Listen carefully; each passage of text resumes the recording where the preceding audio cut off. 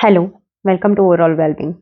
आज का टॉपिक थोड़ा यूनिक होने वाला है क्योंकि ये हेल्थ से रिलेटेड और मेरे पर्सनल एक्सपीरियंस पे बेस्ड है, इसलिए कहूँगी कि आप थोड़ा सा ध्यान देके सुनिएगा। अराउंड 2016 में मुझे हर साल बारिश में और ठंडी, ये जो सीज़न रहते थे उसमें कंटिन्यू कफिंग होती थी। 4-5 मंथ्स अराउंड पकड़ सकते हो आप। स्टार्टिंग में सब ट्राई किया।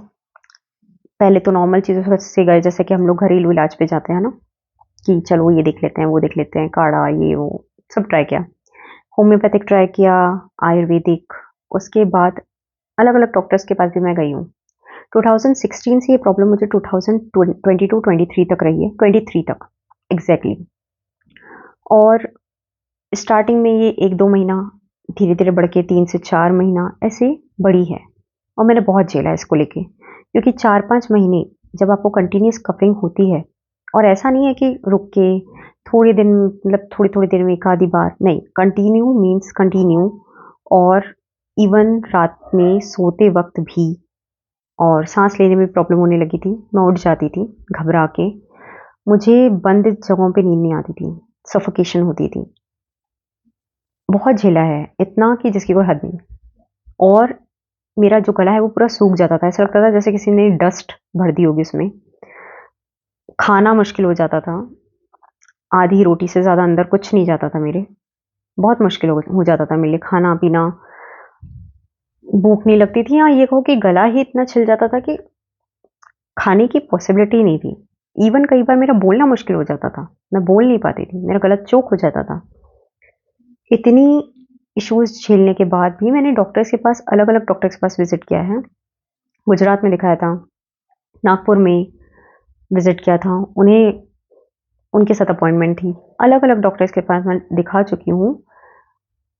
ईएनटी स्पेशलिस्ट के पास दिखाया है, अस्थमा, ब्रोंकाइटिस, इन सब की ट्रीटमेंट में ले चुकी थी। इनहेलर्स में ले चुकी थी, मुझे उन्होंने दिए थे। नेक्स्ट टाइम डोज़ और बढ़ के मिलता था इवन। उसके बाद भी मुझे प्रॉपर आराम नहीं पड़ रहा था, या मैं ये कहूँ कि वो ठीक नहीं हो पा रहा था। अगले साल फिर हो रहा था तो और ज़्यादा हो रहा था। तो एक डॉक्टर का तो कहना ये था कि आपको हर साल ये और ज़्यादा ऐसा होता रहेगा। तो मेरे लिए तो यही था कि मेरी ज़िंदगी तो ख़त्म है ऐसे में, क्योंकि जो मेरी हालत हो रही थी ना, मैं 4 से 5 महीने मेरी पूरी बॉडी ड्रेन हो जाती थी, विटामिन्स, मिनरल्स। आप खाना नहीं खाओगे तो कैसे होगा? नहीं होगा ना। और खाना खिलाएगा ही नहीं तो आप खाओगे कैसे? तो मुश्किल हो जाता था। और फिर जो मैं बाकी का टाइम रिकवर करती थी, अगले साल फिर मुझे वही प्रॉब्लम झेलनी पड़ती थी। 16 से लेके 2023 कंटिन्यू ये चला है। 22-23 में मुझे ये प्रॉब्लम 1.5 साल रही है पूरा। और मेरे लिए बहुत मुश्किल हो गया था, मेरा ऑलमोस्ट ब्रेकडाउन हो गया था, क्योंकि मुझे समझ नहीं आ रहा था कि क्या करूँगी, कैसे होगा? ब्रोंकाइटिस पहले तो, जैसा मैंने आपको बताया, एलर्जी का ट्रीटमेंट लेने के बाद अस्थमैटिक का ट्रीटमेंट लेने के बाद इन्हेलर्स, उसके बाद फिर ब्रोंकाइटिस, क्यों ठीक नहीं हो रहा है? अलग-अलग डॉक्टर्स की अलग-अलग थ्योरी, उसके हिसाब से अलग-अलग ट्रीटमेंट। इवन मुझे स्टेरॉइड तक दिए गए और स्टेरॉइड का असर कुछ ऐसा हुआ कि मेरी स्पीच तक प्रॉब्लम में आ गई थी। मेरे माइंड्स में वर्ड तो आते थे बट मैं उसे बोल नहीं पाती थी। मैं भूल जाती थी, और भूलना ऐसा वैसा नहीं, मैं लिटरली गैस के रेगुलेटर्स 2-3 बार चालू करके भूल गई हूँ। It was so dangerous. और उस टाइम पे मेरे लिए बोलना तक मुश्किल हो गया था। तो काफ़ी झेलने के बाद जो लास्ट में मुझे एक लंग्स स्पेशलिस्ट मिली, पल्मोनोलॉजिस्ट बोलते हैं उन्हें, वो लंग्स में स्पेशलिस्ट होते हैं। फाइनली एक डॉक्टर मिले जिनके पास मैं गई, और उनको दिखाने के बाद उनका एक ही कहना था, अगर आपको अस्थमा है, if you are asthmatic, if you have bronchitis, तो आप जो मेडिकेशन ले रहे हो उससे आपको आराम क्यों नहीं पड़ रहा? 1 महीने बाद भी वो आपको कंटिन्यू चल रहा है, क्यों?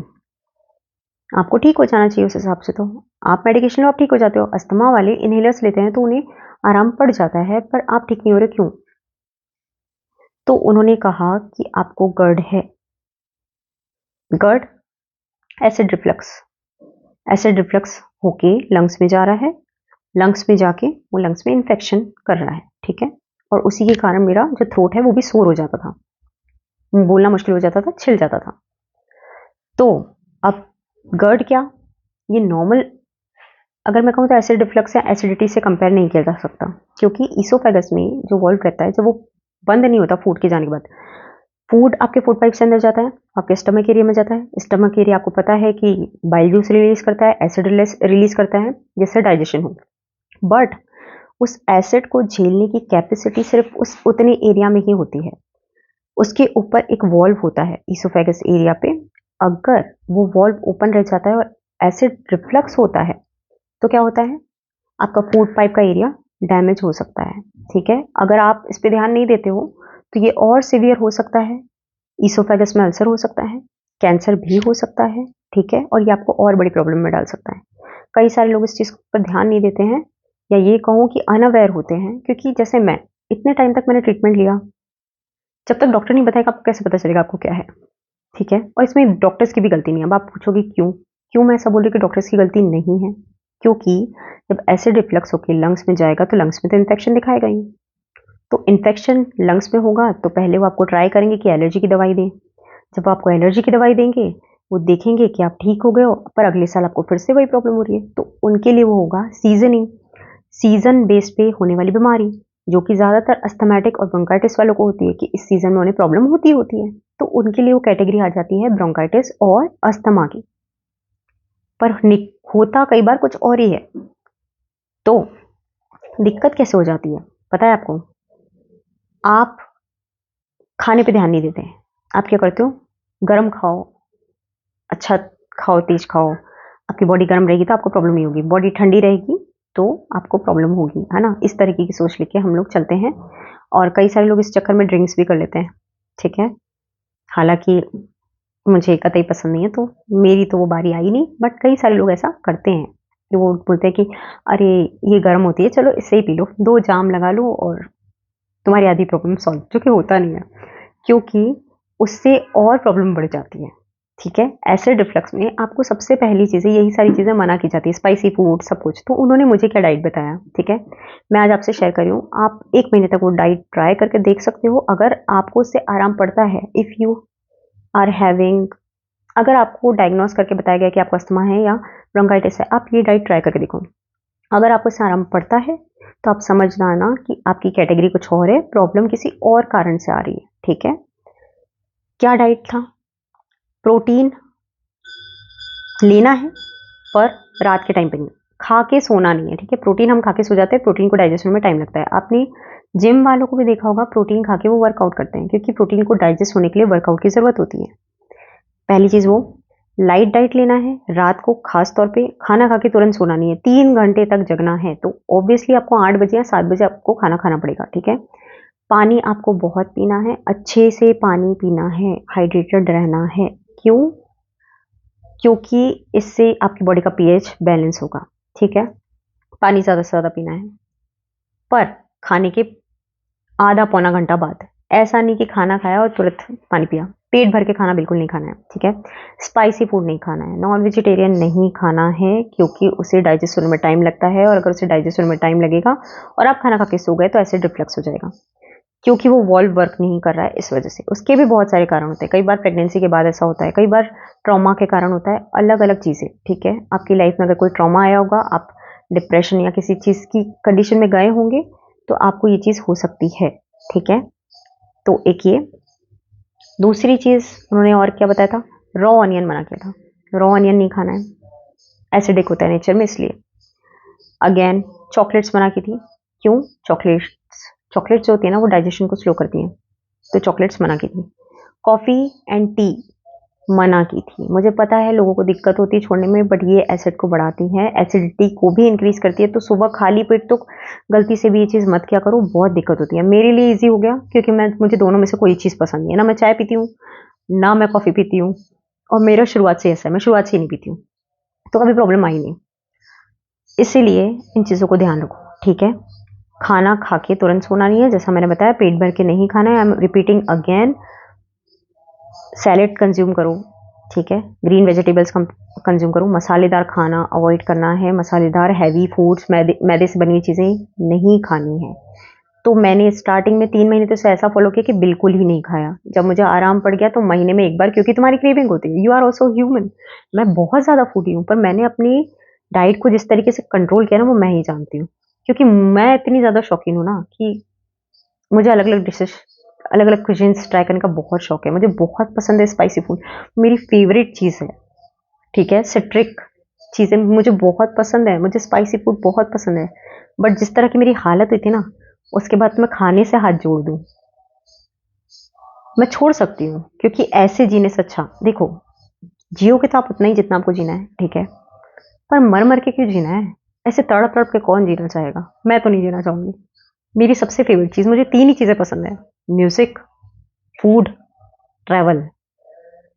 फूड एलिमिनेट हो गया, पूरी तरीके से तो नहीं, मंथ में 1 बार जब मुझे कोई चीज़ खाने की इच्छा होती है तो मैं खाती हूँ, ऐसा मैंने बना के रखा है। हफ़्ते में 15 दिन में 1 बार और मंथ में 2 बार हो जाता है बस, उतना काफ़ी है, रोक लेती हूँ। और बाय चांस अगर किसी दिन मैंने रात में लेट खाना खा लिया, जैसे कि मैंने आपको बताया कि खाना खाने के बाद 3 घंटे जगना है, पर कई बार क्या होता है ना, हो जाता है, लेट खा लेते हैं, फिर जगना होता नहीं है, 1 से डेढ़ घंटा बस इनफ है और मैं सो गई। नेक्स्ट डे मुझे थोड़ा-थोड़ा प्रॉब्लम शुरू हो जाता है, पर थोड़ा-सा, फिर अगले दिन मैं सँभाल लेती हूँ। कम खाती हूँ, पानी ज़्यादा पीती हूँ, बिल्कुल लाइट कर लेती हूँ, मतलब हफ्ता भर ऐसा हो जाता है कि लाइट फूड, या तो ये समझ लो कि अगर मैंने स्पाइसी खाया है, बाहर का खाया है फ्रीक्वेंट 1 या 2 दिन, जैसा होता है हम कहीं शादी पार्टी में जाते हैं तो खाना ही पड़ता है, कोई ऑप्शन तो रहता नहीं है। और बाहर जाकर आप ये नहीं बोल सकते ना मुझे तो ये प्रॉब्लम है, तो मैं फिर वो बोलेंगे ये इसका तो हमेशा का ही रहता है। तो अल्टीमेटली मैं खा लेती हूँ, फिर मैं हफ्ता भर डाइट, कैसा डाइट फॉलो करती हूँ, सैलेड, लाइट फूड, दलिया, ओट्स, इस तरीके से बैलेंस करके चलती हूँ, खिचड़ी, ऐसे बैलेंस करके चलती हूँ, तो जाके कहीं मुझे वो चीज़ बैलेंस होके चलती है। और सेकंड चीज़, अगेन ये मत सोचना कि इससे सिर्फ आपका इंटरनल सिस्टम डैमेज होगा। एसिड रिफ्लक्स होता है, रिफ्लक्स होके लंग्स में जाता है, लंग्स से ऑक्सीजन ब्लड में जाती है, आपको सबको पता है। क्या होगा? बॉडी टॉक्सिक से, टॉक्सिन से भर जाएगी, ठीक है? आपके दूसरे ऑर्गन्स भी डैमेज हो सकते हैं, आपकी स्किन पहले डैमेज होगी, क्योंकि मेरे जो हाल हो गए थे ना, मैं खुद को आईने में देख के पहचान ना पाऊँ, मेरी स्किन पूरी डल हो गई थी। मैं खुद को देख के मुझे ऐसा लग रहा था यार ये मैं हूँ? सच में ये मैं हूँ? खुद को पहचानना मुश्किल हो जाता था कि क्या हो गया एकदम से, क्या ही हो गया है? सब तो सही था, फिर कैसे ऐसा हो गया है? और स्किन एलर्जी भी होने लगती है, क्योंकि बॉडी का पीएच बढ़ेगा, बदलेगा, स्किन पे इफेक्ट आएगा, स्किन में एलर्जी होने लगेगी, क्योंकि ब्लड में एसिडिटी, सिंपल, बोलने का सवाल ही नहीं उठता। तो मुझे भी स्किन एलर्जी चालू होने वाली थी, ऑलमोस्ट हो ही गई थी, काफ़ी हद तक कुछ-कुछ चीज़ें हो गई थी मुझे, जिसे मैंने रिवर्स किया है इसी चीज़ों को बैलेंस कर करके और अपनी बॉडी को डिटॉक्स करके, ठीक है? तो आप ये सारी चीज़ें जो मैंने आपको बताई, इसे फॉलो करके देखो। आपको अगर अस्थमा बताया गया है, अगर आपको ब्रोंकाइटिस बताया गया है, 1 महीना, डेढ़ महीना, हो सके तो 3 महीना, जैसे मैंने फॉलो किया था, क्योंकि मुझे ट्रीटमेंट में क्या मिला था पता है आपको? ट्रीटमेंट में ऐसा कुछ ख़ासा चीज़ उन्होंने नहीं दिया, इसका कोई ख़ास ट्रीटमेंट नहीं है, ठीक है? उन्होंने एसिडिटी को कंट्रोल करने के लिए मुझे सिर्फ़ और सिर्फ़ एंटासिड्स दिए हैं, और इतनी एंटासिड दी थी ना, वो भी इतनी ज़्यादा लेना अच्छा नहीं होती। तो अल्टीमेटली उनका था कि इस बार तो मैं आपको ये दे रहा हूँ, नेक्स्ट टाइम अगर आपको ये प्रॉब्लम फिर से हो, तो आप जाना गैस्ट्रोलॉजिस्ट के पास, और गैस्ट्रोलॉजिस्ट आपको सिर्फ 2 से 3 चीज़ें ही सजेस्ट कर सकते हैं। पहली चीज़, एक पाइप के थ्रू आपके मुँह से अंदर जाता है कुछ समथिंग, एक इक्विपमेंट, और चेक, पहले तो टेस्ट होता है, ये तो आपको पता ही है ना? टेस्ट के बाद की प्रोसीजर बता रही हूँ। एक क्लिप होती है, वो स्वॉल्व की जगह पे लगाई जाती है, ठीक है? एक थेरेपी उसकी वो होती है, एक ट्रीटमेंट वो होता है, दूसरा होता है सर्जरी, जिसमें से मुझे दोनों ही नहीं करानी थी। तो अल्टीमेटली आपको अपना ध्यान रखना पड़ेगा, और एंटासिड आपको वो मुश्किल से 1 से 2 बार देंगे, इससे ज़्यादा नहीं देंगे। पूरे टाइम एंटासिड लेना भी अच्छा नहीं होता, ठीक है? कि ऐसा नहीं कि आपने खा लिया फिर एंटासिड ले लो, खा लिया एंटासिड ले लो। एंटासिड्स भी इतनी अच्छी नहीं होती हैं, बिल्कुल नहीं होती हैं। तो अल्टीमेटली आपको ही अपनी बॉडी को, जो पीएच है ना, उसका बैलेंस बना के रखना पड़ेगा, डाइट उसके अकॉर्डिंग ही लेनी पड़ेगी। तो मैंने जो आपको डाइट बताया है, दूध की चीज़ें उन्होंने मना कर दी थी, ठीक है, बट आपको कैल्शियम तो लगेगा ही। तो मैंने पनीर ट्राई किया था, पनीर मैं खाती थी, दही खाती थी, पर कम, ठीक है, प्रोटीन को बैलेंस करने के लिए, क्योंकि जो लोग वेजिटेरियन हैं उनके पास प्रोटीन का और कोई सोर्स नहीं होता था, ठीक है। और चिकन वगैरह, ऑलरेडी नॉनवेज मैंने बताया आपको कि मना किया था, क्योंकि डाइजेशन होने में टाइम लगता है, डाइजेस्ट होने में बहुत टाइम लगता है इन सब चीज़ों को, तो दिक्कत होगी। इसीलिए अल्टीमेटली आप प्रोटीन के सोर्स पे पनीर ले सकते हो, बट पनीर मैंने बताया दोपहर में, रात में नहीं, खा के सोना नहीं है पहली चीज़ तो। और दिन में क्या होता है ना, आप चलते फिरते रहते हो तो डाइजेस्ट हो जाता है, प्रॉब्लम नहीं होती है। तो जो डाइट मैंने आपको बताया है, इसके पॉइंट आप नोट कर लो, उसे फॉलो करके देखो 3 महीना कंटिन्यू, बाहर का बंद करके इसे फॉलो करके देखो, ठीक है? कुछ बाहर का नहीं खाना है, स्पाइसी नहीं खाना है, पानी ज़्यादा नहीं पी सकते, पानी पीते हो इच्छा नहीं होती कभी-कभी तो नारियल पानी पियो, वो भी बहुत अच्छा होता है, हेल्प करेगा आपके पीएच को बैलेंस करने के लिए। इतनी चीज़ें आपको फॉलो करके चलनी है 3 महीने, एटलीस्ट कम से कम 1.5 महीना आप इस डाइट को फॉलो करके देखो। अगर आपको आराम पड़ता है तो आप समझ लेना आपको ब्रोंकाइटिस और अस्थमा से रिलेटेड प्रॉब्लम नहीं है, आपको प्रॉब्लम कुछ और है, ठीक है? और अदरवाइज़ जब तक आपकी एलर्जी ठीक नहीं होती है, आपको डस्ट वगैरह से तो प्रोटेक्शन करके चलना ही पड़ेगा क्योंकि बॉडी ऑलरेडी डैमेज है, वो नहीं ले पाएगी इतना, ठीक है? वो नहीं कैरी कर पाएगी इतना। दूसरी चीज़, ठंडी में इन लोगों को ठंड बहुत ज़्यादा लगती है, क्यों? क्योंकि जब आपकी बॉडी में ना इम्यूनिटी नहीं होती है, आपकी बॉडी में सहन करने की क्षमता नहीं होती, तो आपको ठंड ज़्यादा लगती है। जब मैं उस टाइम पीरियड में थी ना, तो मेरे से ठंड बर्दाश्त नहीं होती थी, जबकि उसके पहले मैं सुबह 5 बजे भयानक ठंड में भी गई हूँ और मैं उसे झेल ली हूँ। मुझे इससे कोई प्रॉब्लम नहीं है, आराम से झेल लिया, या ठीक है साइक्लिंग कर रहे हैं तो हो जाता था।